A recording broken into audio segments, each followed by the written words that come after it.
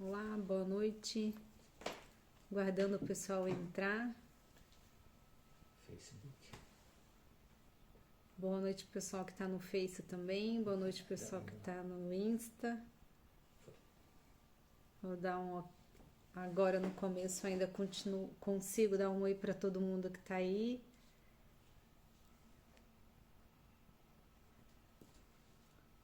Boa noite, quem acabou de entrar, bem-vindos.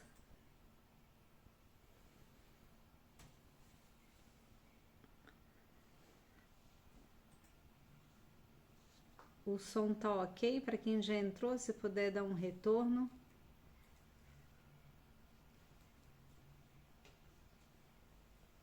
Tá ok o som.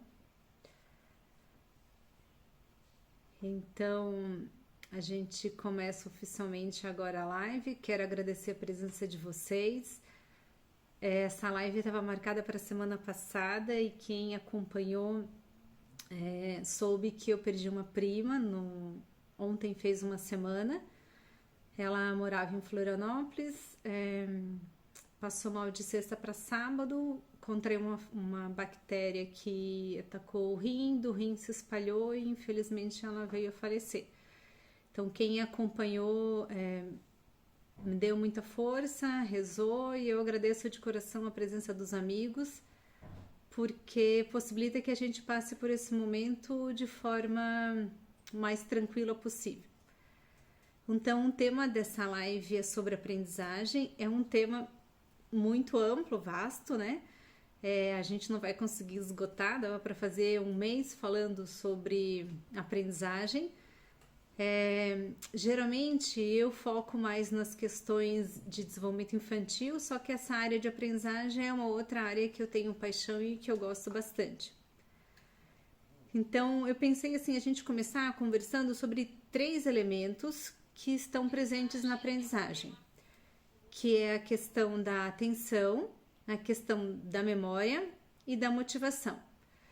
Então, o que é a atenção? É aquela capacidade que faz o nosso cérebro se fixar num assunto e um ou mais assuntos, né, em detrimento dos demais. Por exemplo, se a gente for pensar uma criança que está sentada ao nosso lado, assim, dando aula para ela em casa, né? E ela está estudando um conteúdo de geografia. Então, ela tem que desfocar dos outros conteúdos, das outras matérias, dos coleguinhas, de algum brinquedo que ela estava brincando. Então, ela tem que focar a atenção dela naquilo que ela está aprendendo naquele momento. Se a gente fosse pensar, a gente enquanto adultos, né? Estou respondendo lá um e-mail. Então, de modo geral, o ideal seria, estou respondendo e-mail, fico focada no e-mail. Se eu começo a atender uma outra ligação, olhar o WhatsApp e tal, tudo isso desfoca e tudo isso atrapalha a minha atenção. E o que acontece quando a gente está atento a alguma coisa? Nosso cérebro dispõe energia para que a gente fique atento a algo. Então, a gente tá focado em algo, o cérebro tá gastando energia. Aí o que ele faz de vez em quando? Ele dá uma desconectada, que é, por exemplo, ele vê que a gente tá consumindo energia, então ele faz uma dispersão voluntária, digamos assim, né? Não voluntária necessariamente da nossa parte, para que a gente fique desconectado e consuma menos energia. Então esse é o movimento que o cérebro faz, por quê? Porque ter atenção é um esforço que a gente realiza, não é algo que assim, tô atento e pronto, não, existe um empenho do cérebro para que a gente mantenha essa atenção. E a atenção é o primeiro aspecto para aprender, por exemplo, tanto quanto a gente quando está com uma criança ou está em sala de aula, ou está com uma criança do lado, você está falando, ela não está prestando atenção, a primeira coisa que a gente pede é presta atenção, porque a gente tem a certeza, se ela não está prestando atenção, ela não vai conseguir aprender. E, de fato, ela tem que estar atento àquilo que está acontecendo para que ela possa, de fato, aprender.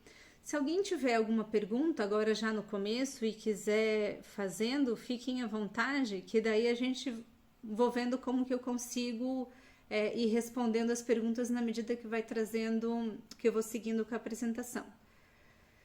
Então, a gente poderia pensar assim, bom, como que a gente faz para captar a atenção da criança? E a ideia é defender o termo que a gente não pede a atenção, que a gente capta a atenção da criança. E normalmente, né, o nosso primeiro movimento é ficar pedindo a atenção. Não, então pensar que estratégias que a gente pode utilizar para captar a atenção da criança. Então a primeira coisa é a gente criar um clima que seja positivo e um clima de respeito. Então a gente fala, bom, mas claro, né? Só que às vezes no dia a dia e na prática nossa, pode ser que isso não entre assim de forma tão simples. Por quê?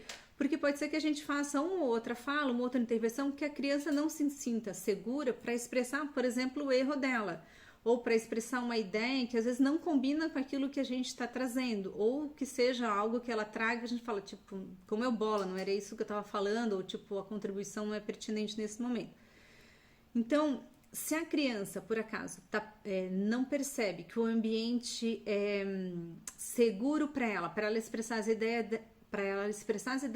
para ela trazer as dificuldades, para ela se manifestar tal qual ela é, essa criança pode focar a atenção dela, na verdade, em aspectos externos. Por exemplo, assim, ela entende que o ambiente não é seguro. Então, ao invés dela estar atenta ao que eu estou falando, que a gente está falando, ela vai ficar atenta a elementos externos, porque o modo de funcionar é sobrevivência. Então, deixa eu ficar atento se tem alguma coisa que pode estar acontecendo que vai me atingir, que vai interferir, que vai dificultar algo do que eu estou fazendo.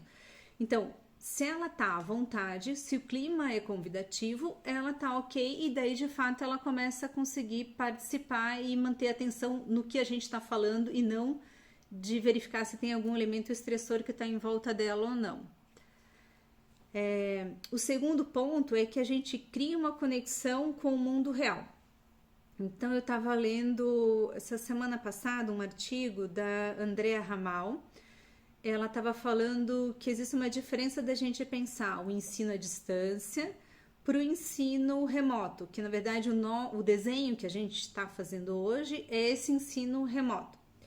E o que ela, nas diferenças que ela vai relatando, ela vai falando, por exemplo, assim, o ensino à distância tem metodologias específicas, até o design, o material que vai para os alunos é desenhado por alguém que entende, e a gente acabou pegando o desenho, né, da escola, um pouco assim, Ctrl+C, Ctrl+V, fez algumas adaptações, varia de escola para escola, mas não tem esse know-how, essa amplitude de alguém que já vem trabalhando com ensino à distância. Todo mundo foi pego de surpresa. Ela até escreve assim, o professor foi dormir dando aula presencial, acordou dando aula online, e realmente a situação pegou todo mundo de surpresa. Então ela começa a falar dessa diferença, e um ponto que ela fala do ensino à distância, que é a realidade que a gente está vivendo, assim, né, esse ensino online, é fazer essa conexão com o mundo real. Então ela dá um exemplo de um professor que ia começar uma aula e ele começou com um noticiário, que era um noticiário que os alunos tinham assistido, sobre um tema que estava em voga no momento. Então, ao invés dele chegar e começar a falar de um conteúdo específico, ele trouxe esse noticiário que tinha relação com o que ele ia apresentar, e daí sim ele começou com a aula dele. Daí a gente vê que os alunos acabam tendo um outro engajamento por conta de que estava conectado. Um outro aspecto é a gente pensar em usar disparadores de atenção. Então, o que seria isso, assim, né? Um exemplo que eu quero compartilhar é até de uma colega, a gente trabalhou junto. Ela estava dando aula para o 4º ano, uma aula de história. Daí o tema era sobre caravelas, então toda a navegação, descobrimento e tal. E ela pediu para as meninas, para as alunas, fazerem um desenho das caravelas, como elas imaginavam que era, e colocar o que se levaria dentro das caravelas. Então, como era menina, assim, creme, batom, hidratante, tudo isso entrou lá no kit para ir para as caravelas. Mas, principalmente, elas estavam pensando assim, o que eu levo em termos de suprimento, pensando que vai ficar 2 meses navegando, né, ou mais. E daí as alunas listaram lá, tal, e depois, quando elas foram verificar o que de fato se levava, né, e o que era essencial, e muitas coisas que elas escreveram eram perecíveis. Então, você não tinha geladeira, você não tinha vários recursos para poder manter essa alimentação. Então, a professora usou essa primeira percepção das meninas através de desenho para que elas relatassem como elas estavam imaginando que seria, e depois trouxe de fato, né, o que acontece na realidade. Elas foram ler, pesquisar e tal, e daí introduziu todo o restante do conteúdo. Então usou esse tema como um disparador para que as crianças se motivassem e seguissem aprendendo. Vocês estão todos quietinhos aí, não veio nenhuma pergunta por enquanto? Não, mas podem fazer pergunta e a gente vai conversando e vai respondendo. Fica mais dinâmico, sabe? Se vocês vão escrevendo aí, a gente vai conversando. Um outro exemplo de disparador era assim, uma professora queria desenvolver o hábito da leitura nas crianças, e daí as crianças já tinham lido alguns livros da sala de aula, e ela pegou um dos livros, colocou numa sacola, como se fosse uma embalagem assim de surpresa, né? E junto com o livro ela colocou elementos que tinham no livro, então uma floresta, daí a casinha, daí a menina, e daí impresso assim vários desenhos, né? Então ela começou tirando os desenhos e ia perguntando para as crianças, tem uma menina, tem uma casinha, tem uma floresta. E ela foi tirando para ver se as crianças adivinhavam sobre qual história que ela ia ler. Então era uma forma de você captar a atenção das crianças para esse hábito que você quer desenvolver e de uma forma mais lúdica e mais criativa. Então as crianças acabavam ficando, nossa, o que será que tem aqui? Qual será que é o livro e tal? Ao invés de repente você sentar na rodinha, gente, silêncio, preste atenção, a professora vai começar a falar, tal. Ela trouxe um disparador que as crianças captou a atenção delas e elas conseguiram ficar atentas. Outra forma, por exemplo, é você fazer a ideia de aula invertida, né? Que tanto a gente pode pensar em sala de aula, quanto a gente pode pensar, a gente enquanto pais, trabalhando com os filhos em casa, né? Seria, por exemplo, você pensa lá um tema de história, que tem a ver, um tema de ciências, lá as partes da planta. Você pede para as crianças prepararem esse tema, daí elas preparam e apresentam esse tema. Então, fazem pesquisa, relato, apresentam como queiram, faz vídeos e tal. Então, a gente começa com a aula invertida, né? Os alunos começam dando aula e daí o professor, o pai que está em casa, começa a fazer mediação, que também é uma outra forma da gente captar a atenção das crianças. Você está perguntando se existe uma quantidade máxima de disparadores. Eu acho que a gente pode pensar assim, que os disparadores, eles são recursos. Então, assim, para a gente captar a atenção. Então, se de repente, a princípio, você pensaria assim, você usaria você captou a atenção deles e você segue com conteúdo. Agora, pode ser que você vá percebendo que a turma vá perdendo a atenção e você tem que lançar mão de alguma outra estratégia. Porque também, assim, como a gente for pensar que se fica usando muito disparador, assim, também as crianças não aguentam todo esse... Porque o disparador é como se fosse um estralo, assim. Então, você tem um plus de energia, digamos assim. E daí, a criança tá lá, tá envolvida, tá, daqui a pouco você faz outro, daqui a pouco faz outro. Então, às vezes, você perde a funcionalidade por conta de ficar usando de forma excessiva. Mas, a princípio, isso. Você coloca um disparador e é para ele ser eficaz, se deu certo, né? E daí, você tem a turma envolvida, participando, e você não precisa ficar seguindo com mais disparadores, enfim, utilizando mais vezes, né? Mas vai de você ver como que a turma vai caminhando também. Uma outra possibilidade, pensando num outro exemplo de disparador, né? Você quer fazer uma redação, você usar um tema que está em voga no momento, usar a música, por exemplo. Ontem foi o Dia Mundial do Rock, né? Então, você quer trabalhar a parte de redação, daí você quer utilizar a música. Então, aproveita que foi ontem, traz esse tema, aí põe música para as crianças ouvirem, pesquisa sobre as bandas, faz toda uma contextualização para depois você pedir para a criança efetivamente comece a fazer redação, comece a escrever. Aí, se a gente for pensar assim, a gente criou um clima que a criança se sente à vontade. A gente fez uma conexão com o mundo real, então conectou com algo que está em voga no momento, tal, que faz parte do universo dela. A gente está usando um disparador de atenção. Que mais que a gente precisa que é importante ter presente, assim, que é importante considerar. Um deles é o tempo de atenção que uma criança consegue ficar, porque muitas vezes a gente se baseia no nosso tempo enquanto adultos, então a gente tem lá uma aula de 50 minutos, ou a gente tem um tempo X para trabalhar com os filhos em casa, e você enquanto adulto tem uma capacidade de atenção e concentração diferente, né? Das outras de uma criança, daí você começa a dar aula lá, começa a explicar e a criança começa a dispersar e você fica, mas presta atenção, mas foca aqui e tal. Então tem um método que eu acho bem eficaz, que ele se chama método Pomodoro. O desenho inicial dele é assim: você fica a criança trabalha 25 minutos, ela descansa 5 minutos, trabalha mais 25, descansa 5 e assim sucessivamente, durante 1 hora, depois faz uma pausa maior. Daí você pensa assim, mas se ela tá em casa, se ela tá na sala de aula, a aula é 50 minutos e ela fica 50 minutos lá.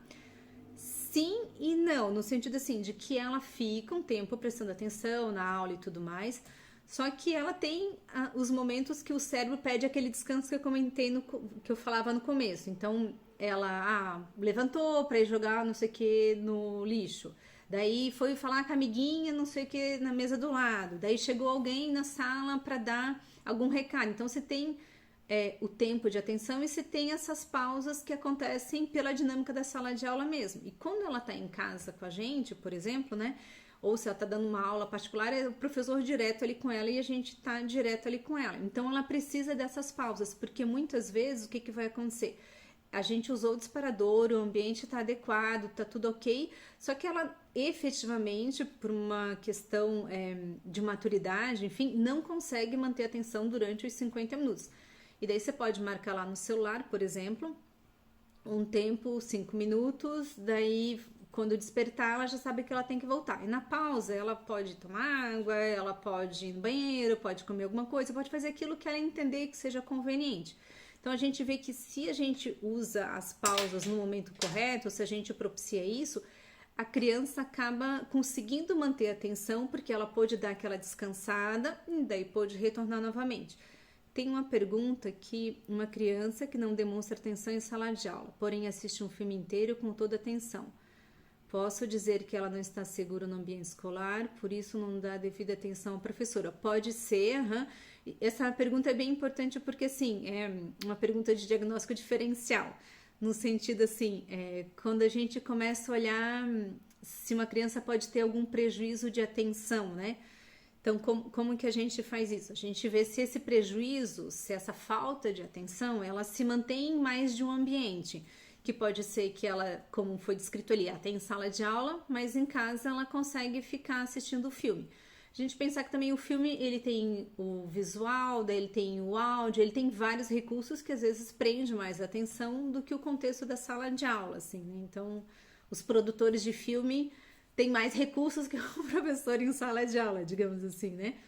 Mas claro que a gente pode considerar que alguma coisa está acontecendo em sala de aula que ela não está conseguindo manter a atenção dela, aquele assunto não está interessando, às vezes assim, ela não está se sentindo à vontade, não tem a ver necessariamente com a intervenção da professora, mas alguma pré-requisito, alguma ideia que ela tenha na cabecinha, né, de que é melhor não fazer pergunta ou de que a escola é assustadora, enfim, às vezes as crianças comentam coisas entre elas e essa criança pode estar com essa ideia de que, não é muito bom falar em sala de aula ou a escola é um pouco assustadora em alguns sentidos e isso pode ser um fator para ela não estar prestando atenção. Às vezes pode ser que a gente, enquanto professor, tenha que mudar a estratégia para conseguir captar a atenção dessa criança. Tem aqueles clássicos, né, que a gente acaba trazendo mais perto da gente ou deixando junto com um amigo que fica mais atento. Então, são recursos que a gente usa para conseguir a atenção de alguma criança que fique mais desatenta nesse sentido. Tem uma pergunta assim, se os eletrônicos são recomendados durante a pausa. Pensando lá no método Pomodoro, né, que eu trabalhei 25, e 25 é o padrão, digamos assim, quando a gente pensa no método, mas pode ser que você esteja com uma criança que o máximo que ela consiga seja 10 ou 15 minutos, também tem que ajustar. Então, geralmente, como o eletrônico tem uma atração grande por parte das crianças, elas gostam, tal, e você pensa assim, você pegar um eletrônico, 5 minutos, passou num instantinho. Então, às vezes, o eletrônico pode não ser o melhor recurso para essa pausa. Até porque você quer que ela desfoque um pouquinho a atenção, tal, de tela, de computador, ou seja, do recurso que você está usando. E daí, se você utiliza já o eletrônico, até ela pegar, ligar, começar a mexer e você conseguir que ela desgrude dele para voltar ao que ela estava fazendo, né?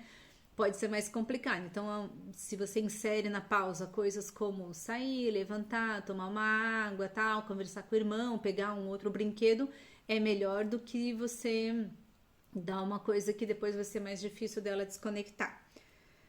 Então, eu estava comentando do método Pomodoro, né, como um recurso para a gente favorecer a atenção das crianças. E a outra ideia é a gente pensar no temperamento da criança e os recursos que a gente vai utilizar. Então, existem 3 canais básicos de aprendizagem. As pessoas visual, auditivo e sinestésico. Então, todo mundo aprende por esses 3 canais, só que a gente tem um que é a nossa preferência, assim, que é o que mais nos facilita. Por exemplo, eu sou visual. Então, você pensa assim, um aluno que é visual, ele precisa, se o professor está falando conteúdo, ele precisa ver aquele conteúdo sendo anotado no quadro, mapa mental vai fazer todo o sentido para ele, quadro comparativo, todos os recursos visuais são importantes para ele. Um aluno que é mais auditivo, o professor pode estar com conteúdo lá na sala de aula, dando, né? E ele tá abaixado anotando, ele tá só ouvindo, ele não precisa ver para fixar aquele conteúdo. E uma criança que é mais sinestésica, uma criança que precisa do movimento para aprender. Por exemplo, uma colega contava de uma situação de um menino que para gravar a tabuada, ele fez pulando na cama elástica. Então, ao invés de ele ficar lá, tipo, 2 vezes 1, 2 vezes 2, como todo mundo sentadinho, paradinho, na mão, enfim, ele foi pulando. 2 vezes 1, 2, 2 vezes 2, 4 e assim por diante, que foi a forma que ele teve para fixar a tabuada. Então, isso precisa ser considerado quando a gente pensa a atenção da criança para favorecer a aprendizagem dela. Vou fazer uma pausa e ver se vocês têm alguma pergunta. Enquanto isso, eu tomo uma água. Porque daí a gente vai começar a falar sobre a motivação. Vou esperar um instantinho. Muito quietinhos vocês por enquanto. Então tá, se vocês pensam em outra pergunta, vão fazendo, não tem problema. Vou seguir comentando e falando um pouquinho sobre a motivação. Tem uma pergunta sobre se tem alguma relação entre os estilos de aprendizagem e o sexo da criança. Se a gente fosse pensar assim, de modo geral, os meninos são mais sinestésicos. Assim. A população, de modo geral, é mais visual enquanto aprendizagem. Tanto que quando você vai utilizar alguma estratégia em sala de aula, é ideal que os professores utilizem estratégias que contemplam os 3 canais de aprendizagem, porque você tem na sala de aula alunos com diferentes perfis, né? Uns vão aprender mais de um jeito, outros de outro. De modo geral, a população é mais visual, mas isso é padrão e é geral. Isso que eu falava, em sala de aula, você lança a mão dos 3 recursos. Quando você está em casa com teu filho, você pode aproveitar e pensar como que ele aprende com mais facilidade. Ele utiliza mais o recurso. Eu vi que meu filho é mais auditivo, então aproveita e trabalha mais as questões vinculadas ao auditivo com ele. E daí a pergunta que foi feita pensando no estilo de aprendizagem e o sexo é isso, assim, os meninos geralmente requerem mais movimento do que as meninas. Eu trabalhei um tempo em escola single sex, daí quando eu estava em sala de aula com os meninos, eu vi assim que eu tinha que fazer um esforço para me movimentar mais e para ser mais dinâmica do que se eu estivesse dando aula para as meninas, que eu poderia ficar mais parada, ia falando com elas e elas, ok, presta atenção. O garoto, se você ficar muito parado, ele acaba assim, passou a borboleta do lado, ele já tá olhando, tá? Então a postura tem que ser mais dinâmica. E a forma deles aprenderem entre eles também envolve o movimento. Por exemplo, uma das aulas que eu dava era aula de jogos. E daí tava explicando como que jogava os jogos para ele. Então, joga assim, tá um grupo de meninos em volta. E era super comum eles pegarem alguma coisa e ficarem batendo assim em volta, tal, enquanto eu tava explicando como que jogava o jogo. E daí eu falava para eles, olha, eu preciso que as coisas em volta aqui da mesa, enquanto eu explico o jogo, fiquem paradas para que eu consiga explicar. Então, assim, não era uma dificuldade deles, eles conseguiam prestar atenção se mexendo e batucando alguma coisa enquanto eu explicava, era uma dificuldade minha. E daí eu pedi para eles, olha, vão ficar, enquanto eu explico, para eu conseguir organizar a ideia, tá? Eu continuar falando, vocês fazem silêncio e daí não mexam as coisas em voltas e daí a gente consegue aplicar. Então é isso, os meninos de modo geral necessitam mais dessa questão do movimento. Então, essa questão do ensino à distância é um capítulo à parte, assim, quando a gente pensa, assim, hoje uma pessoa estava me explicando uma situação específica, assim, que era um tempo longo que a criança ficava na frente do computador, 5 horas e pouco. Então, a gente pensa assim, se o tempo que a escola está propondo, assim, que foi feito aquela aula, aquele desenho, é um tempo que a criança dá conta, você pede para a criança, você auxilia ela, por exemplo, pensar um ambiente externo, né? Onde que ele está sentado, tem coisas em volta, não, tem o irmão falando, vai passar gente, não vai. Você cuida com esse ambiente em volta para que auxilie, que ele sente e que ele preste atenção. Agora, se a aula é gravada e, por exemplo, você consegue dar um tempo, ele assiste um pouco, faz uma pausa, para. Eu acho que é um recurso interessante para você pensar para uma criança de 7 anos, ainda mais para um menino de 7 anos que está na frente de um computador tal, e o professor dando aula do outro lado, professor e professora. Então, a gente pensar nesse sentido, assim, das pausas, do ambiente externo, e se a aula é gravada, se ele consegue sair, desconectar e voltar, para poder dar esse refresco no cérebro. Nesse sentido, né? Que como a gente tem que ficar prestando atenção e exige um esforço do cérebro, o cérebro vai pedir para desconectar a volta e meia para poder aliviar o gasto de energia que está sendo feito. Daí tem uma pergunta aqui super legal, assim, o aluno que não para sentado corretamente na roda, se movimenta o tempo todo, contudo está aprendendo conteúdo. Pode ser atenção? Uma vez, eu não lembro se eu já comentei aqui, eu estava trabalhando uma dinâmica com as crianças, que é uma dinâmica assim, você coloca um grupo de crianças em volta, em roda, você lê uma história e daí você pede para que cada um vá contando aquilo que lembra da história. Então você passa lá, um fala, tinha um cachorro, outro tinha uma menina, daí tinha uma vaca e assim por diante. Aí quando eu tava fazendo isso, era um local de contraturno e as crianças eram de diferentes idades, né? Eu pensava uma atividade que contemplasse a todos. O menino ficava, um dos garotos ficava falando enquanto eu tava lendo a história. E quando a gente foi passar na roda, todo mundo não lembrava mais de detalhes da história e esse continuava lembrando de detalhes. Daí terminou a dinâmica, eu fui conversar com ele. E eu já tinha conversado outras vezes com ele e me falou, mas Regina, você sabe que eu não preciso ficar quieto para prestar atenção, né? Realmente, ele não precisava ficar em silêncio para saber o que eu estava falando, tanto que ele lembrava de muito mais coisa do que todos os outros que tinham ficado quietos. Eu falei, tranquilo, entendo, realmente você não precisa, só que eu vou pedir para você fazer silêncio por conta dos outros colegas, que o fato de você ficar falando pode ter atrapalhado eles, pode atrapalhar os colegas. Então, a gente vê que algumas crianças não precisam ficar no modelo padrão, digamos assim, para aprender. Então, se ele não precisa, ok, ele tá bem. A gente só precisa verificar se por acaso isso que ele tá fazendo pode estar interferindo na aprendizagem de alguma outra criança. Daí a modulação a gente vai pedir, a alteração do comportamento por conta não necessariamente dele, mas dos colegas que estão em volta. Isso é importante para ele aprender também. Beleza, ele não precisa, mas os outros precisam. Então, ajusta o comportamento em função do que os outros precisam.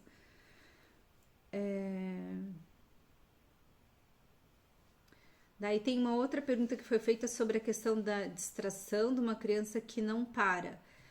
Às vezes, pode ser que a gente precise dar um passo antes de começar o trabalho com a criança. Então, por que essa criança está distraída? Ela é sempre assim? Então, eu vou utilizar com ela uma atividade que ela requer atenção e ela está distraída. Então, quem sabe eu tenho que dar um passo antes e fazer alguma coisa para focar ela antes de começar o trabalho que eu preciso. Então, pode ser que eu tenha que fazer algum exercício de respiração, pode ser que eu tenha que fazer algum exercício que ela se perceba, o corpinho dela, como ela tá, onde que ela tá focada. Então, a gente tem que identificar se a gente não tem que dar um passo antes, preparar melhor o terreno, digamos assim, para que daí efetivamente essa criança fique atenta ao que a gente está fazendo. E daí pode ser também que seja tempos curtos, né? Quanto tempo ela consegue ficar sem se distrair? Então, quem sabe a gente tem que fazer essa atividade curtinha, digamos assim, daí faz uma pausa, ela faz alguma outra coisa, depois volta para a atividade novamente. Então, pode ser que a gente tenha que fracionar, digamos, a aprendizagem considerando o tempo que ela consegue concentrar. Agora também assim, a gente vê, ó, consegue ficar 5, então você combina com ela, olha, a gente vai jogar esse, depois você vai levantar e vai fazer outra coisa. Que a gente ajuste o tempo, mas aquilo que ficou ajustado e combinado com ela, a gente mantém, assim, e daí, claro, vai da nossa sensibilidade, de que, digamos, a criança consegue 5, eu pedi 20, não, daí não vai dar certo mesmo, né, mas assim, você viu que ele consegue 5, combinou com ele, beleza, então agora, cara, é difícil, é isso, né, é um esforço. A gente não presta atenção em algo de forma automática, a gente aciona um mecanismo no cérebro para fazer esse esforço, para prestar atenção. Aí falando um pouquinho da questão da motivação. Então, a motivação, ela é responsável por manter a atenção e por sustentar o tempo que for necessário. Então, assim, se eu estou empolgada com alguma coisa, se eu quero aprender alguma coisa, se eu estou interessada, eu estou motivada e essa motivação é que vai fazer com que a minha atenção fique naquilo que eu quero e fique o tempo que eu preciso que seja necessário para eu aprender. Então, se a gente fosse também pensar assim, em termos de neurotransmissores, quando a gente está motivado, o neurotransmissor que está ativo, assim, que está circulando lá, digamos assim, é a dopamina. E a dopamina vai fazer exatamente isso, manter a atenção e também pegar esse conteúdo que a gente aprendeu e levar para a memória de longo prazo. A gente brinca assim, se tivesse, como aqueles aparelhinhos que medem, se espeta lá o dedo e vê o nível de glicemia, né, para quem tem diabetes. Se a gente tivesse um desse para medir dopamina, daí antes de explicar alguma coisa para a criança, a gente mede lá a dopamina, vê como que tá. Tá boa, tá circulando, então sigo o que eu quero. Ah, não, dopamina tá baixa, deixa eu motivar mais essa criança para que daí efetivamente eu comece a trabalhar com ela. Então, se a gente fosse pensar assim, como que a gente faz a dopamina circular no sangue da criança para que a gente atinja os objetivos em termos de aprendizagem? Movimento físico é um recurso, conexão da informação com interesses pessoais, música, né? Eu tinha comentado inclusive novidade, então quando a gente traz algo, olha, prof, hoje trouxe algo novo, olha que conteúdo que a gente vai aprender e tal, os jogos e também a questão do humor. Pausou, travou para vocês ou não travou? Que deu de volta aqui. Para mim apareceu um vídeo pausado e depois foi. Aguenta. Tem uma pergunta, sim. Obrigada aqui a pergunta. Como perceber quanto tempo a criança aguenta? Como saber se não é só vontade de fazer outra coisa? Ah, isso é importante. Então, outro diagnóstico diferencial aí. A gente precisamos estar atentos se a criança não está dando uma manipulada básica, que quer sair porque queira ou não queira. Qualquer coisa que você aprende exige esforço. Isso, o cérebro tenta consumir menos energia possível. Então, vai um pouquinho da tua sensibilidade de ver assim, não, eu acho que a criança realmente consegue, e às vezes a gente testa. Então, a gente, acredito que ela dá conta de ficar mais um pouco, então segue trabalhando com ela. Você vê que você tentou por um lado, por outro, explicou de um outro jeito, deu uma motivada ali, usou outro recurso, tal, a criança não tá indo. Opa, então realmente ela já não estava aguentando mais mesmo, era o limite dela, era aquele ali. E às vezes, não, você vai continuar, insiste mais um pouquinho e você vê que ela ficou, opa, então ela estava querendo já dar uma saída, dar uma dispersada, daí resgata com ela novamente a ideia dela seguir falando. Me avisaram ali que não travou, tranquilo, menos mal então assim. Sobre essa questão de dopamina circulando e a conectar a informação com interesses pessoais, eu queria fazer uma parte sobre aprendizagem para os adolescentes. Só um instantinho. Então, o que acontece? É geral, assim, por parte dos pais, a questão do ensino à distância, a dificuldade que os alunos têm, realmente é uma modalidade que é nova para todo mundo, a escola se reinventando, se adaptando dentro das possibilidades.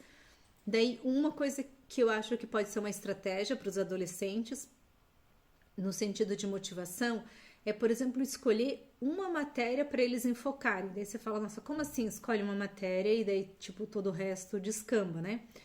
Então, assim, um aluno, quando a gente pensa Fundamental 2, né, ensino médio, para que ele consiga ter um aproveitamento do ensino à distância, ele precisa ter disciplina, ele precisa ter autonomia e ele precisa ter motivação.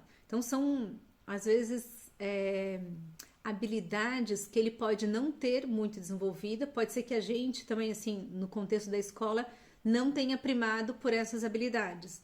Então, digamos, tá lá o garoto, tá lá a menina, precisa ter essas habilidades para estudar. Então, às vezes um foco, pensar pai e mãe, né, em casa, vendo lá que, tipo, não tá, o negócio tá meio vagal, tal, não tá aproveitando muito, seria combinar com o filho, combinar com a filha, uma matéria. Então, escolhe uma matéria que você vai se dedicar. Que daí você vai estudar, que vai assistir as videoaulas, que vai pesquisar além daquilo que tá ali, que você vai dizer, não, tipo, essa aqui, beleza, tô entendendo, tá ok, tá super bom. E daí, geralmente uma matéria que tenha um peso significativo, né? Que seja bem relevante, que tenha conteúdo, enfim, que ele não escolha a coisa mais simples possível lá, mas que ele escolha uma matéria que vá ter, que ele possa mostrar esse desempenho enquanto estudante. Qual é o objetivo? O que se quer com isso? Se você pede para o aluno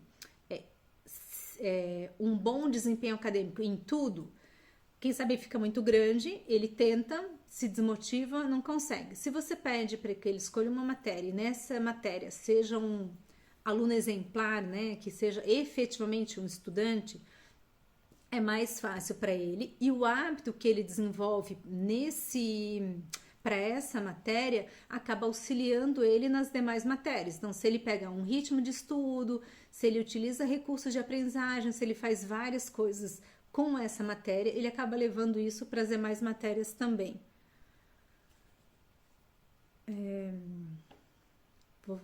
Alguém quer fazer alguma pergunta? Pode ser. Foi feita uma pergunta assim, foco nessa matéria uma vez na semana. Você pode pedir para ele, nesse semestre, que essa seja a matéria que ele escolha e que ele decida se sair bem. Não precisa ser por semana, né, que ele vá migrando.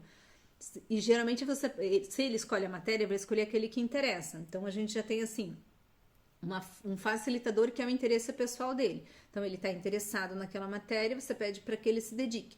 O que acontece? Isso que eu comentava, como ele se dedica a essa, ele cria todo um hábito para se sair bem nessa matéria, enfim, para ter resultado, para efetivamente aprender, essa postura dele ele acaba levando para as demais matérias, meio que automático, digamos assim, né? Acaba servindo para as outras matérias também. Tá, tem uma pergunta aqui. Meu filho de 12 anos que não está aprendendo com as aulas online. Nossa, o seu e o de várias outras mães têm comentado isso. Então, essa é a minha preocupação. Essa é uma constatação séria, no sentido assim, que preocupa os pais. E é uma constatação que tem encontrado repercussão em mais pais, em mais escolas, assim, mais pessoas têm relatado isso. Então, o que eu acredito ser importante? Primeiro, a comunicação com a escola. Então, assim, sinalizar efetivamente para a escola, olha, o relato dele é que ele não está aprendendo. Daí pensa assim, que recursos que a escola está utilizando para conseguir verificar se os alunos estão aprendendo ou não. Então, às vezes ele pode fazer essa leitura, fazer essa fala, né? Não estou aprendendo nada, porque daí, tipo, então não vou ficar aqui porque eu não tô aprendendo nada. Então, uma forma do tipo, não quero saber disso aqui porque custa, né? Então, daí caio fora e digo, não tô aprendendo nada. Pode ser que ele tá tendo um esforço, mas efetivamente, enquanto a aprendizagem tá sendo pouco, daí é real, né? O que ele constata. Então, assim, repassar isso para a escola. E às vezes é o caso também de procurar alternativas, assim, planos B, digamos assim. Você tem lá profissionais que já trabalham com ensino à distância, que já trabalham com videoaulas, que têm recursos, metodologias. Então, o filho foi lá, assistiu uma aula de matemática e daí teve dificuldade, disse que não entendeu. Às vezes é o caso de conseguir, por exemplo, uma videoaula sobre aquele tema que ele possa assistir, que não foi a videoaula que veio para a escola, um outro profissional falando de uma outra forma, com uma outra linguagem para favorecer a aprendizagem. E daí, digamos, ele tem que assistir todas as aulas da escola e acaba faltando tempo para assistir a videoaula. Então, conversa com a escola e fala, olha, assim não está sendo muito eficaz por causa disso, aquilo outro, vejam juntos, construam juntos, né, estratégias para como conseguir favorecer a aprendizagem dele em outro contexto. que às vezes pode ser isso, utilizando outros recursos, outras estratégias. Para alunos que são visuais, às vezes conteúdo de história e tal, filmes que envolvem o conteúdo são recursos para favorecer a aprendizagem. Então a gente tem que ir ampliando o leque, digamos assim, porque queira ou não queira, o ensino à distância no formato atual tem as suas limitações, né? Do que você poderia fazer em sala de aula. Então a gente tem que ir adaptando e vendo como que consegue ajustar. Tem uma outra pergunta aqui. Então a criança estuda todas as matérias. Sobre a questão de escolher uma matéria. Então a criança estuda todas as matérias, mas nessa X ela dá mais atenção. Isso mesmo. Não é que escolhe aquela e o restante das videoaulas não assiste. Não. Obrigada da pergunta. Na verdade, assim, realmente ela foca naquela matéria. É uma matéria que ela escolhe para ser destacada. Destacar no sentido de ser melhor que os outros, mas destacar no sentido de usar todas as capacidades que ela tem, todas as potencialidades para efetivamente ser um bom estudante, para dizer, nossa, isso aqui eu estou aprendendo, isso aqui eu estou conseguindo, isso aqui eu estou fazendo bem, para dar essa motivada e animada em termos de aprendizagem. Queria comentar ainda sobre a memória, que é o outro item, né? Então, quando a gente pensa assim, o que a memória faz? É essa capacidade de adquirir e armazenar informações, diversas informações. Então, quando você aprende algo, você precisa gravar na memória e essas coisas que você aprendeu para que depois você possa utilizar em outros contextos. Então, e a grande sacada é como eu faço para que a memória de curto prazo, aquilo que eu acabei de aprender, passe para a memória de longo prazo e que eu consiga utilizar em outros contextos, em outros momentos. Então, a motivação é um dos elementos, a conexão com o conhecimento prévio. Então, assim, o que a criança já sabe sobre isso? Como que eu puxo? Só um instantinho. Então, o que ela já sabe sobre esse assunto para fazer essa conexão. Então, assim, ela já tem informações sobre, por exemplo, as partes da planta. Ela já viu uma planta, tá? Então, como que eu começo a conversar com ela sobre isso, conectando um conteúdo novo que eu quero com o conteúdo que ela já tem. E a terceira questão é a repetição. Então, são 3 elementos para favorecer a memória de curto prazo para ir para de longo prazo. E a repetição, ela não precisa ser naquele modelo tradicional que a gente via, assim, de ficar repetindo da mesma forma o mesmo conteúdo. A gente pode pensar numa repetição, um exemplo, a criança aprendeu formas geométricas, cubo, cone, então ao invés de eu ficar mostrando a forma de novo, perguntando o que é isso aqui, o que é isso aqui, eu posso ir no quarto dela e pedir, traz para a mamãe agora um cone, traz para a mamãe algum brinquedo que tem forma de cubo, que é uma forma de eu ficar retomando aquele conteúdo, repetir, só que de uma forma lúdica, de uma forma que fique interessante para a criança estar conectada e aprendendo. Aí tem um comentário assim, se essa motivação numa disciplina específica pode auxiliar na autoestima e puxar todas as outras disciplinas. Exatamente essa é a ideia, assim, que a criança perceba que ali ela dá conta e que daí isso favoreça a aprendizagem, o resultado nas demais disciplinas. Exatamente isso. Aí a gente estava falando ali, a atenção, a motivação e a memória. O que a gente pode começar a pensar assim, como que eu confiro? Então eu prestei atenção nesses elementos, como que está a atenção, como que está a motivação e como que está a memória da criança. Como que eu confiro se ela aprendeu alguma coisa? Basicamente, a gente pensa assim, uma criança aprendeu algo, se ela consegue incorporar isso, se apropriar isso e utilizar em outros contextos. Se eu fosse pensar assim, um exemplo da gente como adulto. Então, digamos que a gente aprendeu a somar, subtrair, multiplicar, tal. Então, a gente está no supermercado e a gente olha lá, tem o arroz lá de 2 quilos ou arroz de 5 quilos. Então, eu preciso fazer a conta para ver o que vale mais a pena levar. Eu quero 5 quilos, mas eu pego 2 pacotes ou eu pego de 5 quilos, por exemplo, em termos do preço, né?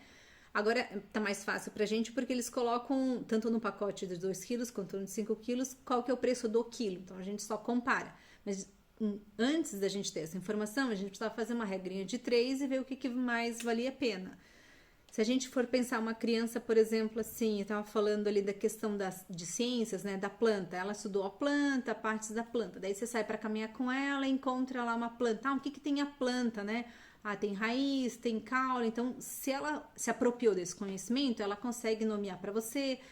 Se ela vai plantar alguma coisa aqui na casa, ela consegue dizer o que a gente vai ter que dar para essa planta. Tem que dar água, ela tem que pegar a luz. Então, ela consegue trazer esses elementos se de fato ela se apropriou daquilo que ela estava tendo em sala de aula.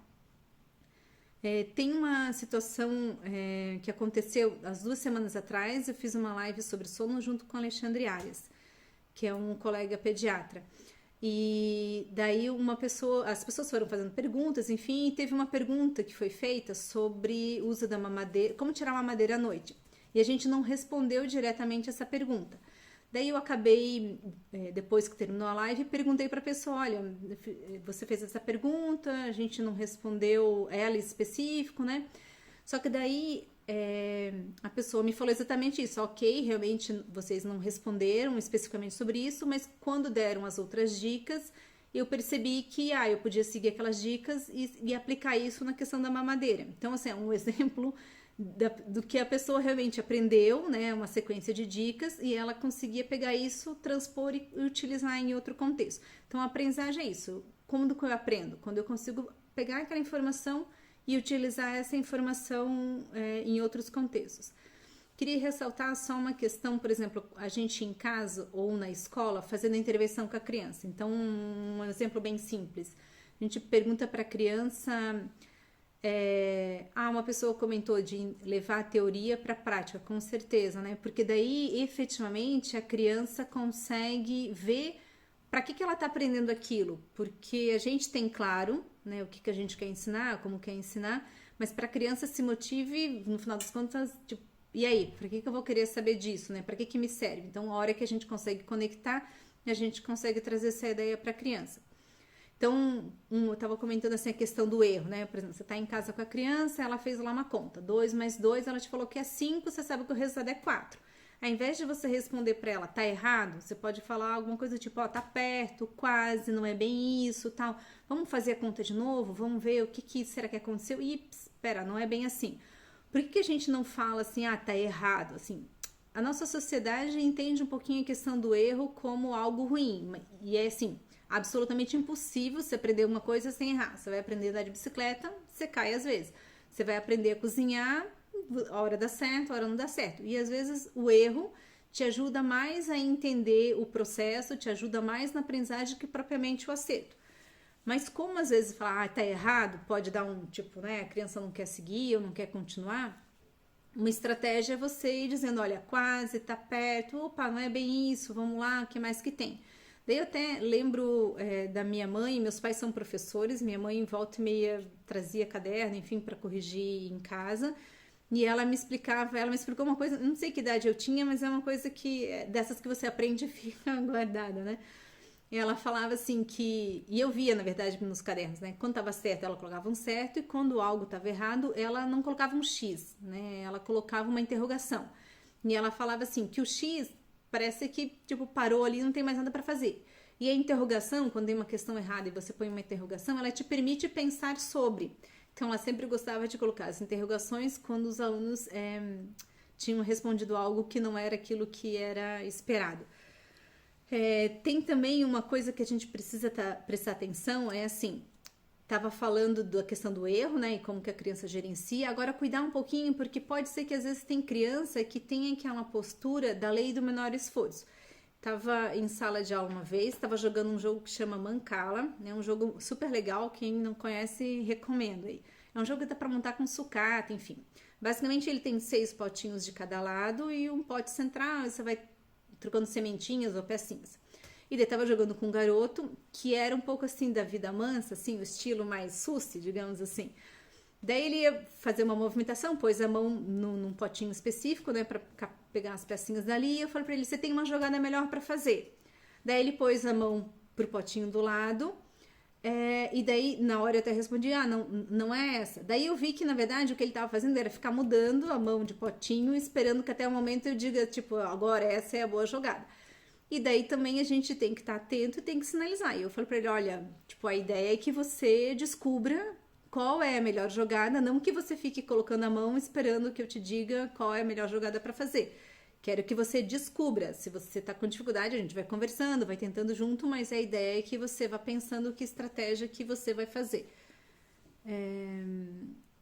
Atualmente fala-se bastante da aprendizagem significativa, que ajuda a motivação para aprender. Teoria e prática andam juntas. Sim, o conceito de aprendizagem significativa é um conceito de um autor bem antigo, David Ausubel, e é aquelas descobertas, né? Alguém que pesquisa algo que perdura para todo o tempo, assim. E a gente vê exatamente isso, assim, o quanto mais significativo você conseguir trazer para o contexto da criança, mais ela vai estar focada em termos de aprendizagem, com certeza. Precisa estar conectado, senão não vai... mais gente concordou ali com a aprendizagem significativa, isso aí mesmo. Tem uma questão também que a gente pode pensar em termos de aprendizagem com relação às motivações. Deixa eu só ver se alguém tem mais alguma pergunta, porque eu tenho uma ideia para explorar. E daí eu iria já encerrando. Então, se alguém tiver alguma dúvida, alguma pergunta, pode ir colocando e a gente segue conversando. Quando a gente pensa em aprender e motivar a criança para aprender, a gente pode pensar em 3 âmbitos de aprendizagem. Uma motivação extrínseca, intrínseca e uma motivação transcendente. Uma motivação intrínseca, ela tem a ver com algo algum benefício, algo que eu vou ganhar, algo que eu vou conseguir. Essa é uma motivação extrínseca, algo externo que eu vá ganhar. Quando eu penso uma motivação intrínseca, eu penso um benefício que eu tenha com aquilo que eu esteja aprendendo. Então, eu vou saber mais e tal. E quando a gente pensa motivação transcendente, a gente pensa no sentido de que eu estou aprendendo algo que eu possa colocar a serviço dos demais. Isso é super interessante porque quando existe uma pirâmide de aprendizagem, assim, quando você pensa assim, quando eu aprendo algo que eu fico só para mim, quanto eu retenho. Quando eu aprendo algo e eu converso com alguém sobre isso. Quando eu aprendo algo que eu ensino para outra pessoa. Então, quanto mais você vai trabalhando aquilo que você aprendeu no sentido de não ficar só para você, contar para uma outra pessoa, ensinar para outra pessoa, mais chance você tem de que efetivamente aquilo fique armazenado, de que efetivamente aquela aprendizagem seja eficaz. Deixa eu ver se tem mais alguém que quer fazer alguma pergunta aqui. A gente vai encerrando, então se tiver alguma pergunta que ficou sem responder, depois eu volto tudo e confiro e daí respondo no privado. Quero agradecer a presença de vocês, a participação, é muito gostoso e gratificante. Deixem temas que vocês gostam, temas que sejam de interesse de vocês e que vocês queiram estar conversando e a gente segue conversando sobre esse tema. Um abraço grande para vocês, obrigada, uma boa noite para vocês.